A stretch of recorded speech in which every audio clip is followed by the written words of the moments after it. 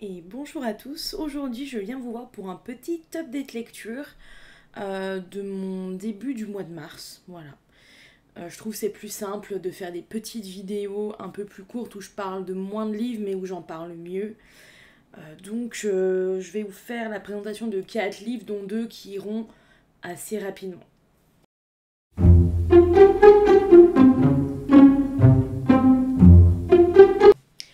Alors, premier livre dont je vais vous parler, c'est Le Roi en jaune de Robert W. Chambers aux éditions RBA. Alors, pourquoi j'ai voulu lire Le Roi en jaune? C'est très simple. Je suis extrêmement fan de la série True Detective et il y a des références à ce livre dans ce film. Enfin, dans cette série, dans la saison 1 de cette série. Alors, du coup, je m'attendais pas à ça en lisant le livre. On va dire, il y a 60% du livre qui m'a plu et 60% que j'ai trouvé complètement en dehors, enfin complètement opposé à ce qui était écrit avant. Enfin, pas opposé, mais je m'explique. Les 60 premiers pourcents, on entend parler du Roi en jaune, qui est un ouvrage, qui est une pièce de théâtre, si je ne me trompe pas, en 2 parties. Et lorsque les gens lisent la deuxième partie, ils deviennent fous. Donc ils deviennent fous, ils tuent des gens, enfin il y a plein de choses qui se passent, c'est assez particulier. Je vous montre parce qu'il est quand même stylé. En plus j'ai vu des superbes illustrations du roi en jaune, je vous le montrerai juste par là. Donc moi le début m'a beaucoup plu, je trouvais l'ambiance très sombre pour... Enfin, je trouvais l'écrit intéressant, on parlait d'ouverture de chambre, de mort pour les gens qui voulaient se suicider.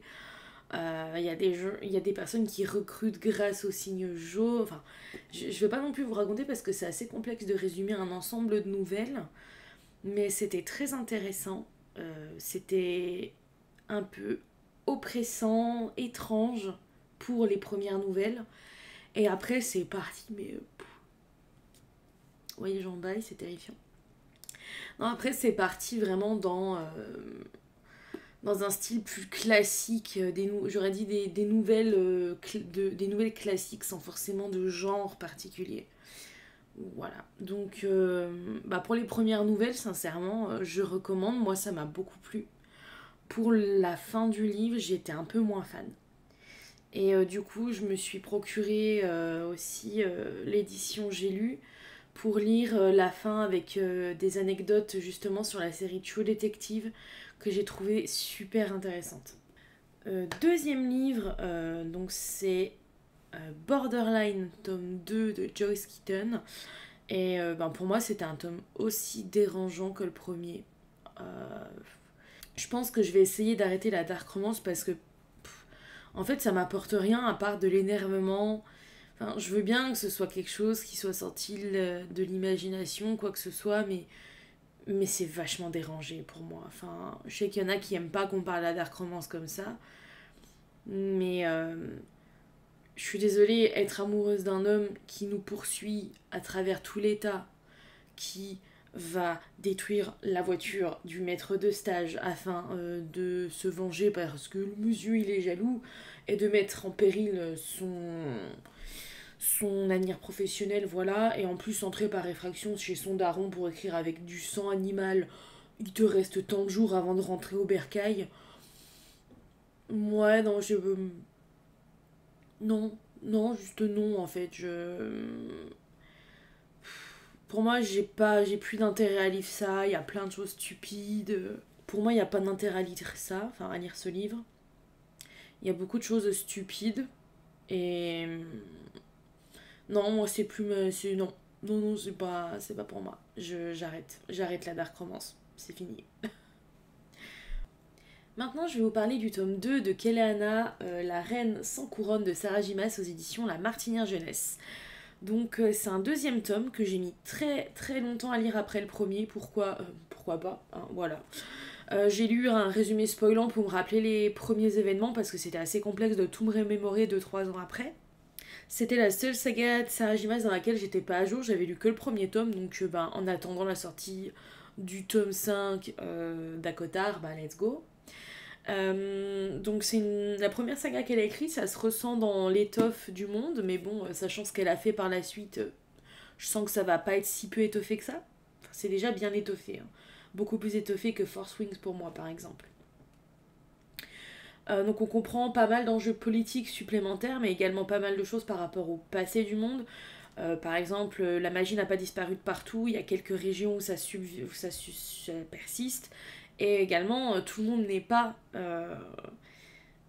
extant de magie, quoi. Il y a des gens qui arrivent encore à utiliser de la magie dans ce tome-là. Donc Keleana nous confirme quelle est sa réelle identité, ainsi que ses origines. Donc c'était une belle découverte, j'ai adoré ça. Cette dernière va d'ailleurs partir à la fin du deuxième tome pour renouer obligatoirement, c'est pas de son bon vouloir, avec ses origines. Et découvrir un peu plus l'étendue de son pouvoir, mais également de son héritage qui n'est pas des moindres. Donc j'ai vraiment hâte de faire la rencontre d'un certain personnage, car bien évidemment, c'est dur de ne pas se faire spoiler. Et moi, je suis la professionnelle, j'aime bien aller lire les dernières lignes des livres ou bien regarder et me renseigner sur Internet. Donc ça ne m'enlève aucunement le bonheur de lire les livres, mais je suis contente et j'ai hâte de l'avoir rencontré quelqu'un en particulier. Ceux qui ont déjà lu la suite sauront de qui je parle. Donc je surligne aussi quelques passages qui me font penser aux univers de Sarah Jimas. Attendez. Ouais, là j'ai un peu surligné beaucoup, mais là justement, il parle des weirds qui gouvernent certains mondes. Donc j'ai ah, ok, on parle déjà de multivers. C'est ici. Ah oui, là du coup, bah, elle balance un peu qui elle est. Et sur la fin, il parle justement du trône, des derniers, des personnes qui pourraient enfin d'autres mondes où par exemple les morts pourraient aller, etc. Donc moi, ça m'a fait tilt par rapport à Crescent City. Donc Kelada, c'est une saga de fantasy que je trouve très intéressante et fluide en termes de lecture. Rien n'est vraiment compliqué à comprendre par rapport, si je compare au début de Crescent City, mais ça vaut le coup de s'accrocher. Les personnages sont attachants, comme je l'apprécie dans les œuvres de Sarah Jimas, et ce que je vous dis à chaque fois, c'est que tous les personnages sont utiles, il n'y a pas de personnage qui sert à rien, qui va juste être là en mode hey, t'as vu, il y a une dame comme ça, hop, on la revoit jamais. Non, non, on va la revoir et elle aura une utilité. Donc c'est un univers pardon, ultra intéressant que j'ai vraiment hâte de continuer de découvrir. Et là, mes petits amis, on va partir sur le coup de cœur du moment. On va partir sur la queen de ma vie. On va partir sur The Coldest Winter de Brittany Setcheri aux éditions Hugo Roman, collection New Romance. Donc comme toujours comme toujours les romans de Brittany, pour moi c'est des petites friandises que j'adore manger en termes de romance.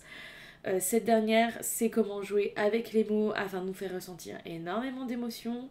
Dans ce roman-là, du coup, nous allons suivre Scarlett et Milo, qui sont deux personnes qui vivent avec le deuil, et pas n'importe quel deuil. Pour tous deux, c'est le deuil de leur maman. Donc Scarlett, elle a 21 ans, elle a perdu sa mère environ à 13 ans, et Milo en a 19 et il a perdu sa mère moins d'un an auparavant. Scarlett, elle se bat, elle s'est battue avec son père, ils ont une superbe relation fusionnelle, ils s'entraident, ils ont sorti la tête hors de l'eau. Milo et son père, eux, ils sombrent complètement. Donc son père, lui, devient alcoolique, ne sait même plus vraiment ce qui se passe dans sa maison, n'arrive plus à gérer avec Milo, et Milo, lui, il essaye d'oublier, de ne pas penser à sa mère, soit par l'alcool, la drogue, soit par les parties de jambes en l'air. C'est donc au cours d'une fête étudiante, donc au-dessus de 19 ans normalement à l'université, que ces deux personnes vont se rencontrer, libérer leurs démons le temps d'une nuit. Je fais que de secouer le livre comme ça.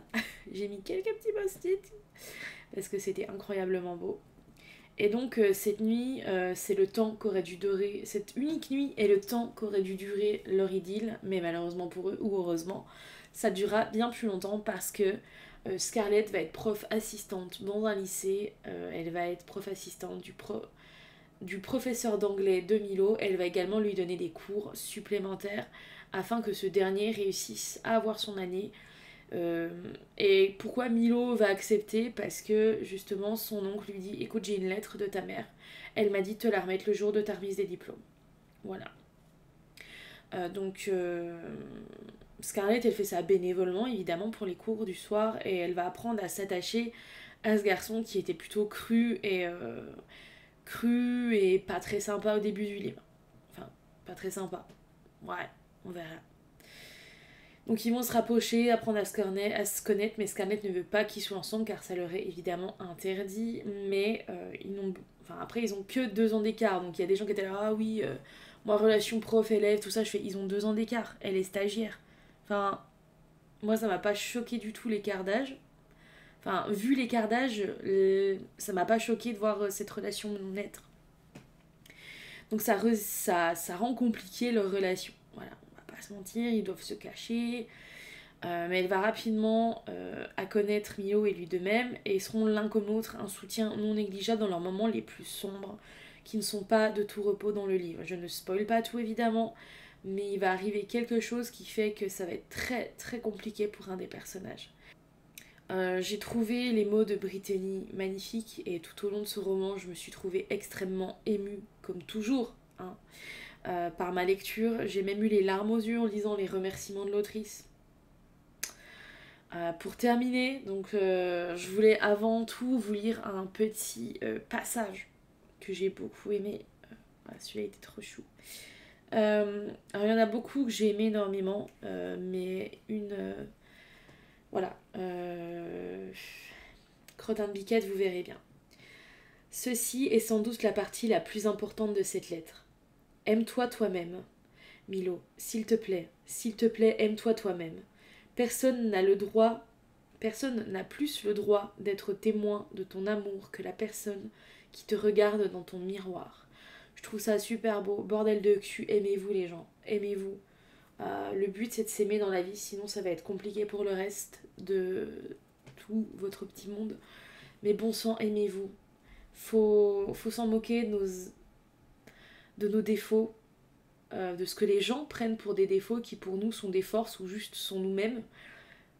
Donc comme dit Brittany, aimez-vous. Voilà. C'était émouvant. Et petit aparté, avant de lire ce livre, j'ai pu, grâce aux éditions Hugo Roman et à un de leurs concours, participer à une visioconférence avec Brittany. On était une vingtaine avec elle. C'était génial, on pouvait lui poser des questions. C'était un moment incroyable et très très émouvant. Et plus j'en apprends sur cet auteur et plus j'ai vraiment envie de comprendre son univers, de tout manger de son univers, vous voyez, de lire tous ses livres. Il m'en manque pas beaucoup en français, mais il m'en manque et il faut que je pallie à ça.